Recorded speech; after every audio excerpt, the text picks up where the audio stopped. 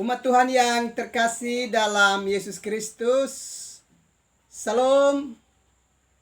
Jumpa lagi pada malam ini 27 November 2021. Kita sudah menerima malam pemberian Tuhan. Dan sebelum kita beristirahat, baiklah kita ada di hadirat Tuhan untuk mendengarkan kebenaran firman-Nya. Mari kita berdoa. Ya Bapa, kami bersyukur untuk kehidupan yang masih Tuhan anugerahkan kepada kami. Dan kami mau mengisi hari-hari hidup kami dengan kebenaran firman-Mu, supaya firman-Mu menjadi pelita bagi kaki kami dan suluh pada jalan hidup kami. Karena itu, berfirmanlah kepada kami ya Tuhan, sebab kami siap mendengarkannya. Demi Yesus Kristus yang adalah firman yang hidup itu, padamu kami datang berdoa dan menyambut firman-Mu. Amin. Umat Tuhan yang terkasih dalam Yesus Kristus, kita mendengarkan kebenaran firman Allah dalam surat Efesus pasalnya yang pertama, ayatnya yang ketiga sampai dengan ayatnya yang ke-14. Dan saya akan membacakan ayatnya yang ketiga dan ayatnya yang keempat. Dan umat Tuhan dapat membacakan ayat-ayat selanjutnya. Kekayaan orang-orang terpilih. Terpujilah Allah dan Bapa Tuhan Yesus Kristus, yang dalam Kristus telah mengaruniakan kepada kita segala berkat rohani di dalam sorga. Sebab di dalam Dia Allah telah memilih kita sebelum dunia dijadikan, supaya kita kudus dan tak bercacat di hadapan-Nya. Umat Allah yang terkasih dalam Yesus Kristus, kita bersyukur mempercayai Allah yang begitu peduli dan perhatian kepada kehidupan kita. Sekalipun dalam hari-hari hidup kita ada banyak kegagalan yang kita alami, karena kita terjebak dan jatuh dalam perangkap dosa. Tapi Allah dalam kasih karunia-Nya terus menolong kita, mengasihani kita, serta mau berjumpa dengan kita untuk menguduskan serta mengampuni kehidupan kita. Sehingga kita bisa diberi kelayakan dan punya kesempatan untuk memasuki sorga rumah Bapa. Bagian kitab suci yang kita belajar pada malam ini mau mengingatkan kepada kita bahwa Yesus Kristus meninggalkan tahta sorgawi, memasuki dunia dan berjumpa dengan kita umat manusia, melakukan tindakan penyelamatan supaya Dia dapat merebut kita dari kuasa maut dan mengaruniakan kepada kita kehidupan kekal. Karena itu beberapa hal dalam bacaan ini yang perlu kita perhatikan, sebagaimana yang dikerjakan oleh Yesus Kristus bagi kehidupan kita. Pertama, bahwa Allah telah datang untuk mengampuni dosa dan kesesatan hidup kita, serta menguduskan kita, sehingga kita berkelayakan untuk menghampiri Allah yang kudus dalam kehidupan kita. Karena itu kita mesti bersyukur bahwa Allah dalam Yesus Kristus telah mengerjakan bagian ini bagi kita sekalian. Sebab kita tidak bisa dapat menebus dosa kita sendiri. Hanya di dalam Yesus Kristus sajalah dosa kita dapat ditebus dan kita dikuduskan untuk berkelayakan di hadirat-Nya. Tentu kita akan bertanya mengapa Allah dalam Yesus Kristus harus menguduskan kehidupan kita. Sebab syarat untuk kita menyembah Allah adalah kita mesti hidup kudus. Mazmur pasalnya yang ke-15 dan Mazmur pasalnya yang ke-24 menegaskan itu kepada kita. Setiap kita yang mau menghampiri Tuhan, kita harus menghampirinya pada kekudusan hidup kita, tangan yang bersih, dan hati yang murni di hadapan Allah. Atau juga di dalam kitab Wahyu pasal yang ke-14, ayatnya yang ke-12, dengan tegas mengingatkan kepada kita bahwa kita harus bertekun dalam kekudusan hidup.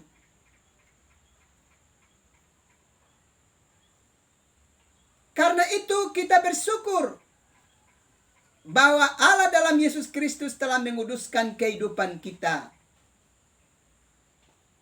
sehingga kita bisa berkelayakan di hadirat-Nya.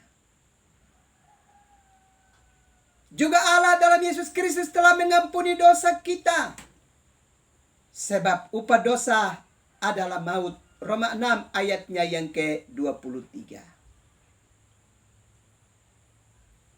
Karena itu Bapak Ibu saudara-saudara yang terkasih dalam Yesus Kristus,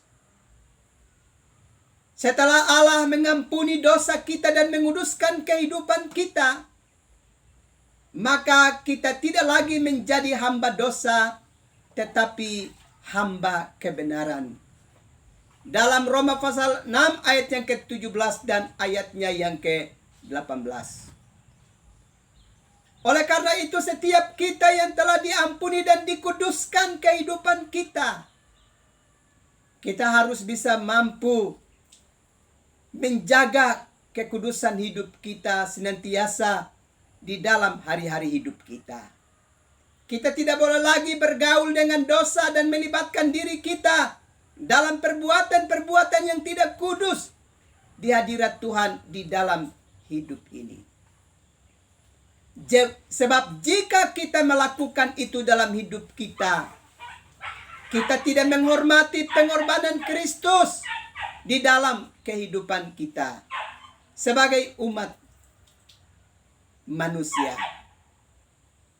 Pada bagian ini juga kita mendapatkan karya besar yang telah dilakukan oleh Yesus Kristus bagi kita, yakni selain Dia telah menguduskan dan mengampuni dosa kita, Dia sekaligus juga mengangkat kita menjadi anak-anak-Nya. Dengan Allah dalam Yesus Kristus mengangkat kita menjadi anak-anak-Nya, maka status kita jelas sebagai anak-anak Allah. Sekaligus kita menjadi pewaris di dalam kerajaan Allah.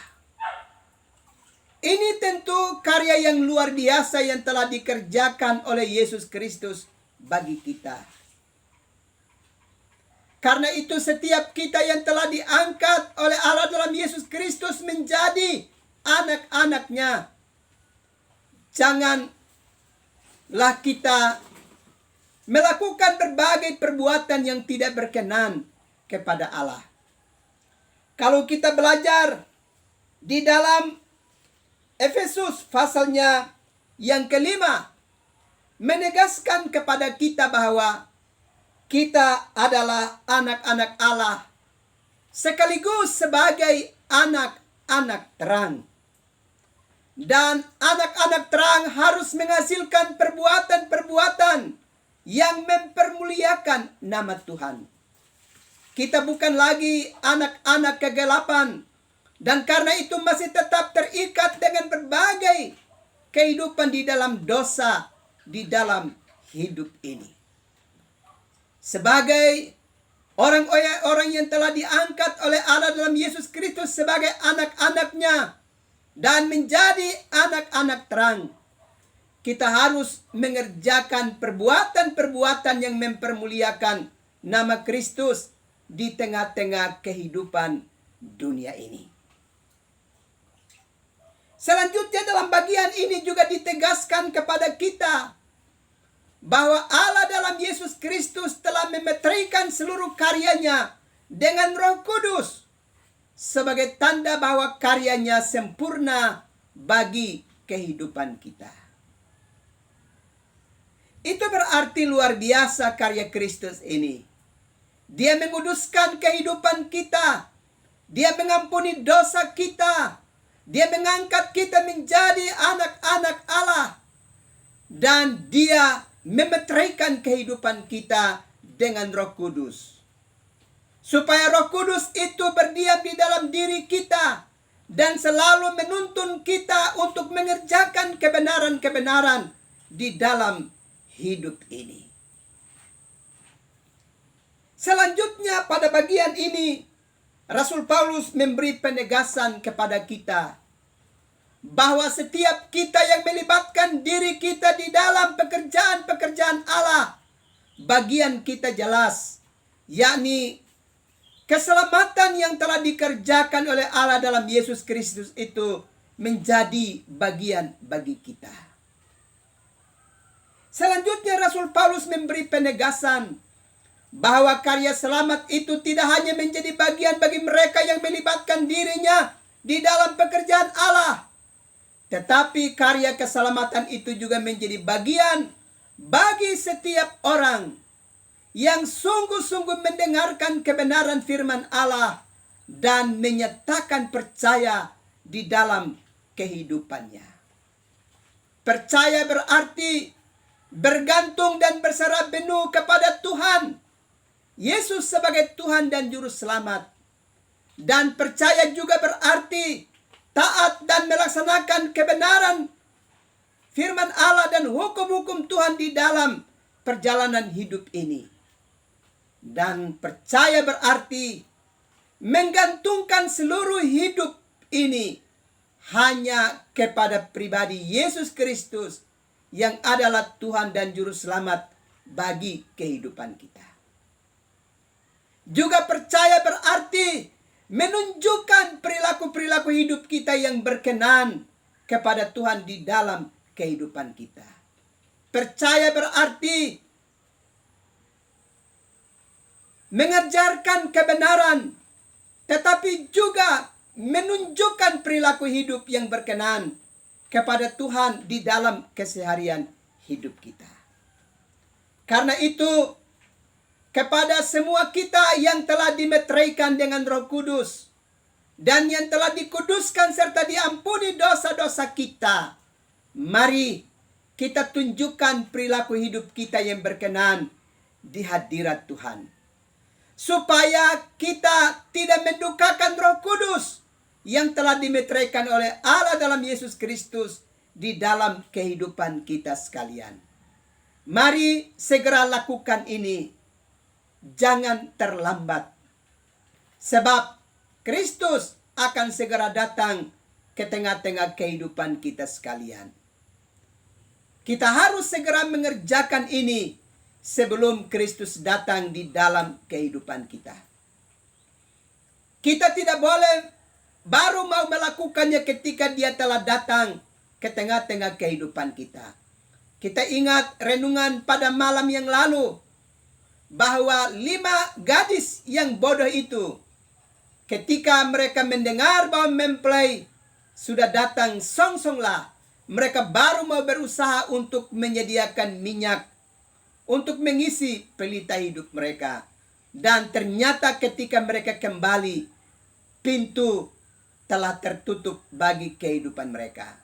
Karena itu sekali lagi, Hari-hari hidup yang sekarang Tuhan percayakan kepada kita, isi dengan perkara-perkara yang bermakna dan yang mempermuliakan nama Tuhan. Sebab kita adalah anak-anak terang, bukan anak-anak kegelapan. Kiranya Tuhan memberkati kita sekalian. Amin. Mari kita berdoa. Ya Bapa, kami bersyukur karena Allah selalu melawat kami dengan kebenaran firman-Mu. Kiranya kami punya telinga untuk mendengarkan kebenaran firman-Mu, tapi juga sekaligus menyimpannya di dalam kehidupan kami, serta memberlakukannya setiap saat di dalam hari-hari hidup ini.